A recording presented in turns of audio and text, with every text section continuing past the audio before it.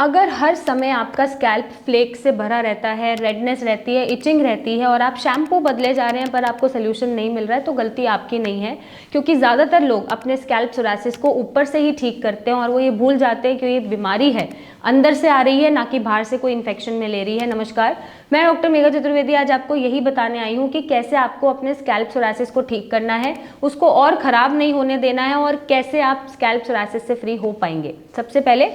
अगर आप बार बार शैम्पू बदले जा रहे हैं और अपने स्कैल्प को कॉम्ब से हटाते हैं, रगड़ रगड़ के हटाते हैं, स्क्रैच करते हैं, ज़बरदस्ती फ्लेक्स उतारते हैं, तो ये आपको नहीं करना है, क्योंकि आपको ऐसा लगता है ये हम पहले ही कर देते हैं ताकि हम पब्लिक में जा रहे हैं, जो हमारे पास फ्लेक्स झड़ रहे हैं कपड़ों पे, उससे हमें शर्मिंदगी महसूस होती है, कॉन्फिडेंस खराब होता है, लोग देखते हैं, पूछते हैं, तरह तरह के सवाल करते हैं। तो आपको ये सब सोचने की ज़रूरत नहीं है। सबसे पहले जो आप गलती कर रहे हैं कि आप उसको बहुत ज़्यादा नोच रहे हैं या फिर आप नेल से उसको स्क्रैच कर रहे हैं, कॉम्ब से आप हटा रहे हैं, कपड़े से रगड़ रगड़ के हटा रहे हैं, तो ये सब करना आप बंद कर दीजिए, क्योंकि इससे आपका स्कैल्प खराब होता है, बाल तो टूट ही रहे हैं, साथ में आपके और इचिंग, रेडनेस बढ़ सकती है, इंजरी हो सकती है और वहाँ पे स्कैल्प सोरासिस की जगह वुंड भी भर सकता है। अगर मैं समझाना चाहूँ आपको एक एग्जांपल से, जैसे हमें चोट लगती है और हम चोट को बार बार छेड़ते रहें, छीलते रहें, स्क्रैच करते रहें, तो चोट ठीक नहीं होती है। उसी तरीके से स्कैल्प सोरासिस पे जो फ्लेकिंग है, जो पैचेस बन रहे हैं, उसको आप छील छील के, स्क्रैच कर करके अगर निकालेंगे तो वो ठीक नहीं होंगे। इनफैक्ट वो कॉबिनर्स फिनोमिना बना लेंगे,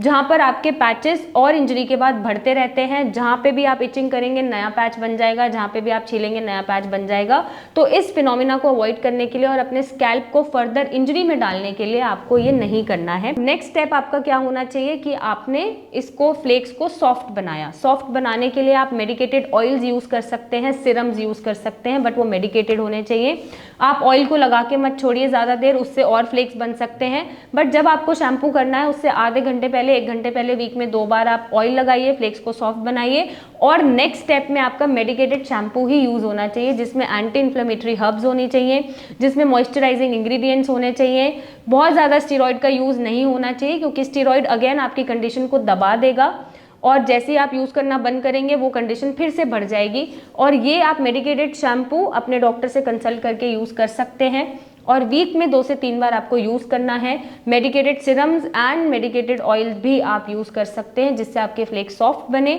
फर्दर इंजरी स्कैल्प पे ना हो और आपका डैंड्रफ या फ्लेक्स जो भी बन रहे हैं वो ना बढ़े। क्योंकि ये अंदर से बीमारी आ रही है, तो आपको अपनी इन्फ्लेमेशन को अंदर से शांत करना है। अंदर से इन्फ्लेमेशन शांत करने के लिए आपको एंटी इन्फ्लेमेटरी फूड खाना है, जिसमें आप बहुत ज़्यादा नॉन-वेज, अल्कोहल इंटेक, बाहर का खाना, स्पाइसेस, खट्टी चीज़ें, कुछ वेजिटेबल जो इन्फ्लेमेशन बढ़ाती हैं उनका इंटेक नहीं करना है, क्योंकि अंदर से इन्फ्लेमेशन शांत रहेगी तो आपके नए नए फ्लेक्स भी नहीं बनेंगे और आपकी बीमारी खराब नहीं होगी। तो यहाँ पर बीमारी को ऊपर से तो ट्रीट हम कर ही रहे हैं ताकि हम ड्राइनेस और फ्लेक्स को कंट्रोल कर पाएँ, इचिंग को कंट्रोल कर पाएँ, बट साथ ही साथ हम अंदर से भी अपने इम्यून सिस्टम को बैलेंस कर रहे हैं, एंटी इन्फ्लेमेटरी फूड खा रहे हैं, जिससे बॉडी में इन्फ्लेमेशन ना बढ़े। और ट्रीटमेंट ऐसा होना चाहिए जो आपके इम्यून सिस्टम को बैलेंस करता है, ना कि आपके इम्यून सिस्टम को सप्रेस करता है। जब तक आप इम्यूनोसप्रेसेंट्स पे रहेंगे जो आपकी इम्यूनिटी को सप्रेस कर देते हैं, बीमारी को फिर से ट्रिगर कर देते हैं दवाइयाँ छोड़ने के बाद, तब आपकी बीमारी बढ़ती रहेगी और परसिस्ट करती रहेगी। जैसे ही आप अपने इम्यून सिस्टम को बैलेंस रखने का काम करेंगे, अपने गट को ठीक रखेंगे, अपने लिवर को ठीक रखेंगे, अपने हैबिट्स को ठीक रखेंगे और ऐसा ट्रीटमेंट लेंगे जो इम्यूनिटी को बैलेंस करता है, तो वो आपका स्कैल्प सोरासिस बार बार रिलैप्स नहीं होने देगा। साथ ही साथ प्रॉपर 8 आवर्स ऑफ स्लीप ज़रूरी है, स्ट्रेस नहीं लेना है, बहुत ज़्यादा बीमारी के बारे में सोचना नहीं है,